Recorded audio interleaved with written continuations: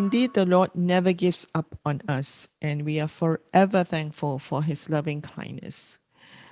So just one more questions before we end this conversation, and this is one that is often asked, and that is, sometimes people have been hurt by others in the church, and it is not easy for them to open up again, to trust again, and to be vulnerable again.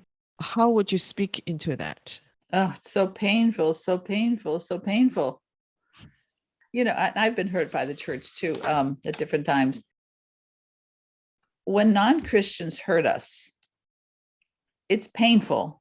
It's not good, but they're non-Christians. They don't have the Holy Spirit. They don't have God's love pouring through them. It's painful, but it's easier to forgive. But when it's somebody, when it's a pastor, when it's a spiritual leader that we have trusted in and they let us down, I don't think there's anything more painful than that. And it makes one jaded. It makes one not want to trust the church at all. And unfortunately, at least in my country here, a lot of people are upset with the church because we've seen so much hypocrisy and just unkindness. And so it's so easy to associate or to think that God is like some of the people who have hurt us.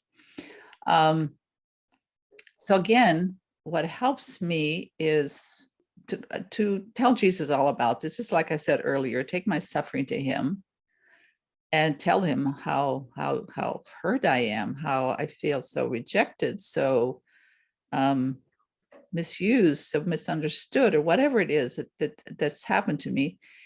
And then throw it out to Jesus and say, Jesus, do you know what this feels like? Do you know what it's like to have not been accepted by religious people? And of course, we know the Pharisees, the Sadducees, the scribes, these were the religious elites of the day. These were the Billy Grahams, these were the Tim Kellers, these were the Rick Warrens, these were the top religious leaders. And yet Jesus, who did everything right, was despised by them. I mean, every time he did something good, like he healed on the Sabbath, they attacked him. I mean, what could be wrong with healing somebody on the Sabbath? The moment he raised Lazarus from the dead, I mean, how great is that? He conquered death and he brings this man from death to life. And right away in the next verse, it says, the Sadducees or the Pharisees, they were discussing about how can we get him? How can we kill him? And so here's Jesus, who served and never, ever did anything wrong. And the religious people just hated him. So it's good kind of for me to sit with Jesus and say, oh, so you do know what this feels like. This is harsh. And cry with him and know that he understands. Yeah, it's you have to walk carefully, but you do want to begin to move towards people and maybe realize not everybody's the same, because one church may have hurt me. It doesn't mean that all religious people will. And I was reading in, this is something Tim Keller wrote on forgiveness. 2 points he highlighted that I think is good for me to remember whenever I'm dealing with that type of hurt. He says, forgiveness requires, first of all, emotional humility.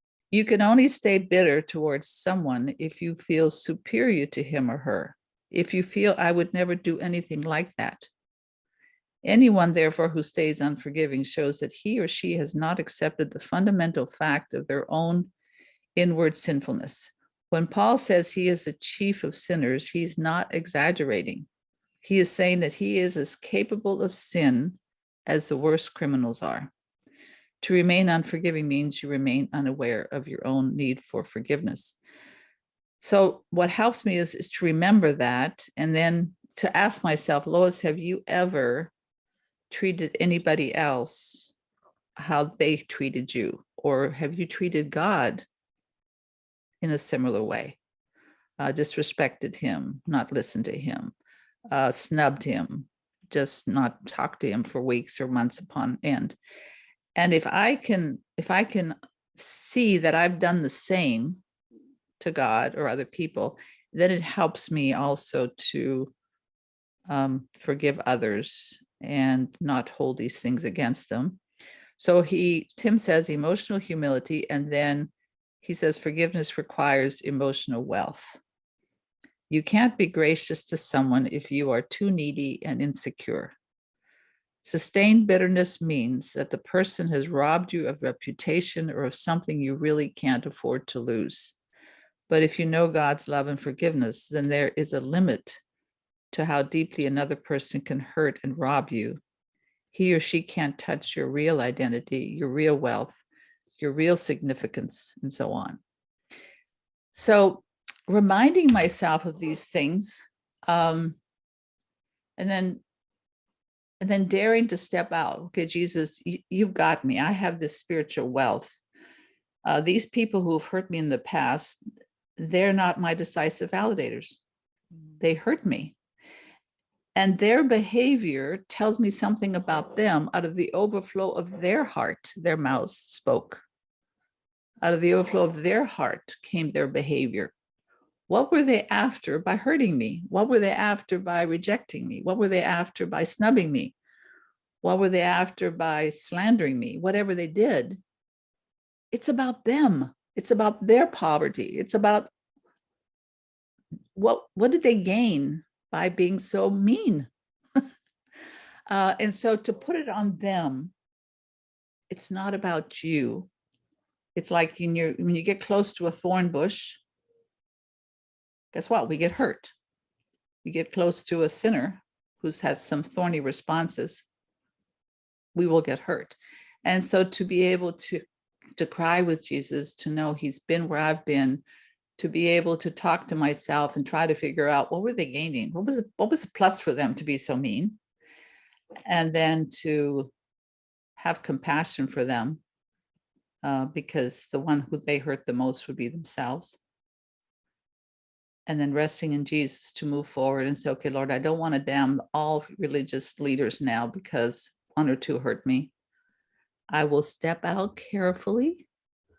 I will open up, test the waters, love them, but I don't want them to keep me bitter the rest of my life and untrusting, because I need people. Thank you so much, Lois, for sharing and for spending time with us. We hope that the book will shed more light as we read the chapters, and then together we can learn to care for one another in every day, in the church, at home, at work, whether they are Christians or non-Christians. So thank you very much, Lois, for the time, and we wish you well.